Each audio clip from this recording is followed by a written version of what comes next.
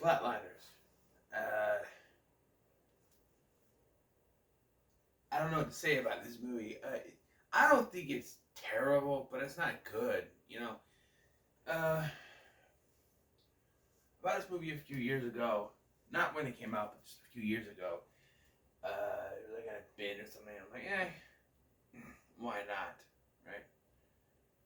Didn't watch it right away. Eventually, I did watch it. I thought it was okay, as I do now. It was before I had my channel. It was like in 2018, I think I watched it. So 2018, 2019, before I started doing this channel. Watching it now, I always think about this. When I go back and watch movies that I watched previously, maybe just before I started reviewing movies, like with this one, and then going back to them, wondering how different the experience is going to be. And, well, I don't know. Certainly, I've gone back and watched movies that I've watched before this, and I kind of get things that I didn't before. This movie is decent up until the halfway point. Like, I think it could be good.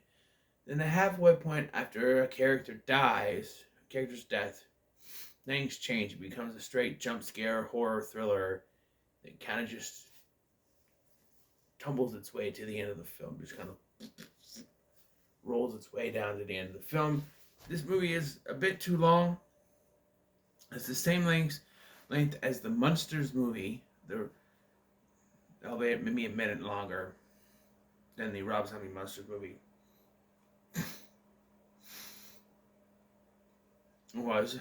Is, whatever. And, yeah, it does feel like it goes on too long. The thing with Marlo, like, they specifically have her not tell what happened to her. Like, all of them, they flatline, have a specific trauma. And they specifically have her not mention it when everybody else is. And then she confesses it to Diego Luna, and then still does nothing about it. And then, like, the guy Jamie is like, oh, you have to confess to them. But because she can't, because the person that she hurt is dead, she has to flatline again. And it's the whole thing is just takes forever to get to at the end. And I feel like it was going a certain way until that one character, like I said, dies. And then it becomes a different movie. That's when the jump scare happens. And so it's kind of jarring when all of a sudden there were some horror elements before, but it wasn't as much as soon as that happens. It's just going forward with the horror aesthetic, and it's very jarring to me. Also, this movie, it's very confusing where this movie sits. According to Wikipedia, like when this came out, they said it was going to be a sequel to the original 1990 film, even bringing back Kiefer Sutherland. However, Wikipedia classifies this as a remake and standalone sequel to the original. I think it only says that because Kiefer Sutherland is in this movie. He does not play the same character, even though Wikipedia has him down as being two different characters. This character from the original film and this other character, but he's not the same character. And I feel like that's another thing that's kind of, meh about this, is that if you have Keith Sutherland in the movie, I know you're saying it's a remake and that's fine, but don't tout that it's a sequel. Don't have him in this and like have it out there that this is a standalone sequel, and it's a sequel. But then you have like there's no connection to the original, which gives standalone. But if it's standalone, that's fine. But then you have Kiefer Sutherland in here, not playing the same character. So what's the point of having him in the movie? It's, I get it. Ghostbusters 2016 Answer the Call did the same thing. But they were classified as different characters. They all, they were different characters, plain and simple. Here, I don't know. I know he's most likely a different character, but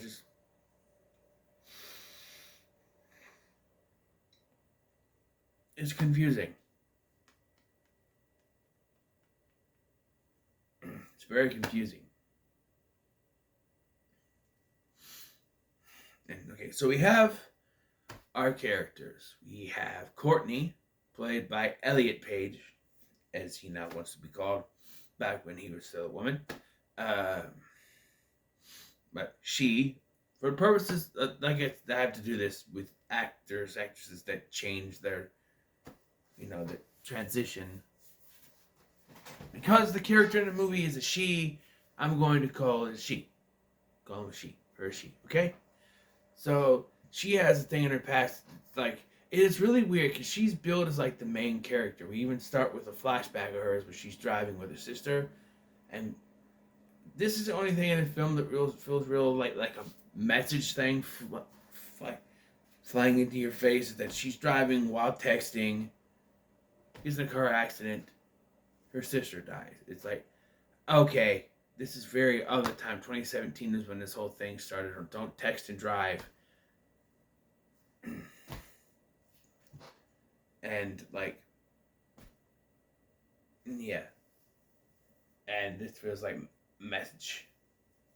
Like they could have done something else. Like she just had a car accident. They didn't have to be texting and driving, but I feel like we can send a message by saying we're texting and driving and it's just a car accident. And she's built as our main character, but she's the one that dies halfway through, and then the movie changes. She's the first one to flatline. She brings down Jamie and Sophia, played by Kiersey Clemens. Sophia and Jamie is played by James Norton, I believe is the actor's name. They also both have traumatic past experiences.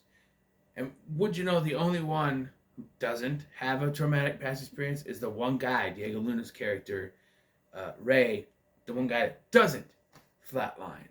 It feels like they're coming up for, they have 5 main characters, and okay, we need to come up with a traumatic event for each one. We can't come up with one for Ray. Just don't have him flatline in. That's what it seems like. Oh, we gotta, okay, because we need one sane person in the group. Then you have Marlo, played by Nina Dobrev. Like I said, the other 3, the flatline, it's Jamie, Marlo, Sophia. They all flatline, and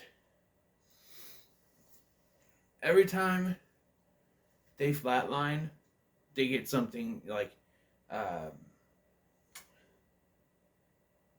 Courtney becomes really smart and remembers stuff, and like how to bake her grandmother's bread recipe, and how to play the piano, which she hasn't done for 12 years. Jamie also remembers stuff, but he's more, while Courtney is more in the past, he's more in the present and in the knowing now. Sophia gets horny and has sex with Jamie and tells her mom off and says, I'm moving out, which, yeah, it should have happened a while ago. And Marlo, I'm not exactly sure. I mean, she does have sex with Ray, so maybe it kind of pushes her forward to draw out her feelings, but I don't know. Like I said, they start to see things, and it's one thing to start seeing these things, and if it was just like, this was like a thriller without jump scare stuff, just a thriller where they're seeing things standing in front of them, and they're like, or something like the drama type film, and they have to deal with their trauma and everything.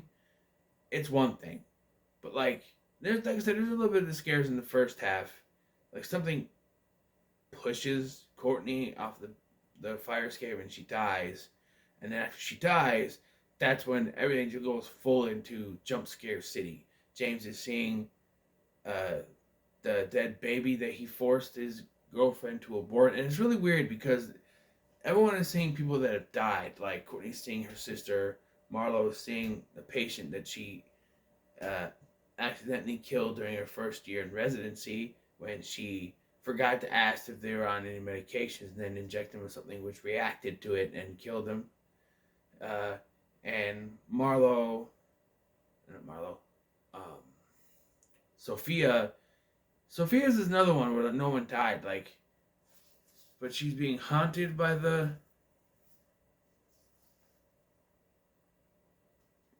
trauma or something. I don't know. It's really weird. Two of them, no one died technically, so there's no, but they're still being haunted by ghosts. They even call out later that you're being haunted by the ghost of someone who's still alive. It's like, nah, some of that. Like he had a girlfriend that he knocked up. James did, and he forced her. Basically, he had her get an abortion, and then, or she wanted to get an abortion. I don't know. And then he didn't show up to help her. Then he finds out later that she did have the child. So in a way, like him not showing up saved the life, I guess. And you know, with the climate, with that the way it is right now, with the whole banning of abortions, which I will not get into because if I went into that kind of spiel, we'd be here forever. I'll just simply say I am against banning abortions. Leave it at that. You don't like it? Fine. But I'm against it. They should always have an option. Okay? But anyway, the movie, yeah, and then Sophia, yes, goes to the girl that she hurt and gets an apology from her. So they find out not only, because they do a thing where they start confessing, but it still doesn't work. So they go, like, Sophia uh, asks for forgiveness, she gets it, and apparently it works. And then so he goes to talk to the girl, finds out she has a kid, and he's gonna help. He's gonna help whatever he can. So then they tell Marlo, hey, you have to make amends with that person. So whoever you wronged, you have to, but that person's dead. So she decides to go flatline again, and yeah, she decides to go flatline again, and so yeah, there's that whole thing, and there's jump scare stuff. They have to bring her back. I guess she gets the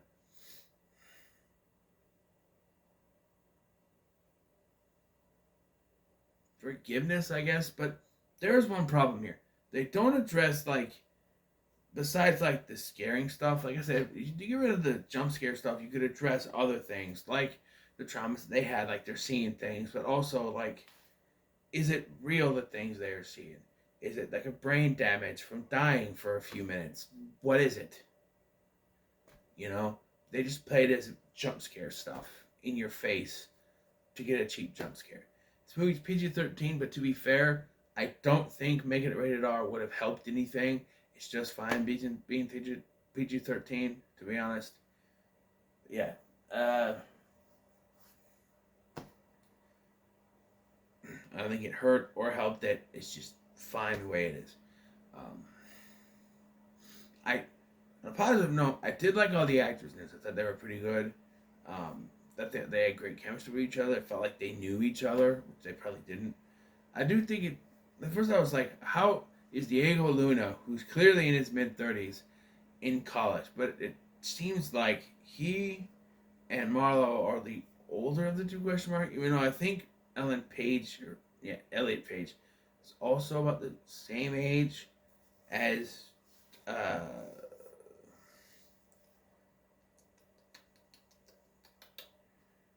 around those two. I don't think she's 40 yet. Is she?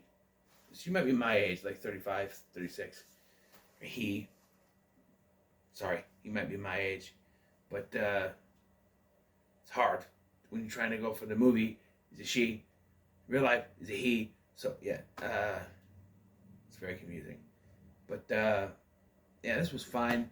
But I will say it's not worth your time. I was going to give it a middle of the road, but I just feel like it's not worth it. Like, a middle of the road is something that I would go back to every once in a while. I did think before I watched it, how come I never went back to this? I remember thinking it was okay, but I've never tried to watch it again. Watching it again, and yeah, that second half really kind of just divulges. If it was like a character-driven drama, thriller-ish type movie where they're dealing with the problems, addressing concerns of brain damage or something like that, and just dealing with it, it'd be fine. But they have to throw in jump scares and just you know it doesn't work. I think the Lazarus Project, Lazarus Effect, whatever it was, I think that one worked better, addressing certain things. Even though it had jump scare stuff, I think it was better. Strangely enough, but yeah, not worth your time. So, what are your thoughts on Flatliners? Let me know in the comments below. Make sure to like, share, and subscribe. Now, next, it's time to jump back into a franchise I need to finish. I think it was last year or so. I did the first movie in this franchise. Didn't finish it. Didn't have the other ones to finish it. Now I do. So I will do 2, 3, and the remake in this franchise. But we'll see. Yeah, and then we'll go into another franchise after that. Plus, the Saturday review, the Stephen King Saturday Night. That's it. A little tired, but yeah. Thank you for watching. I've been Scotty, and I'll see you in the next one.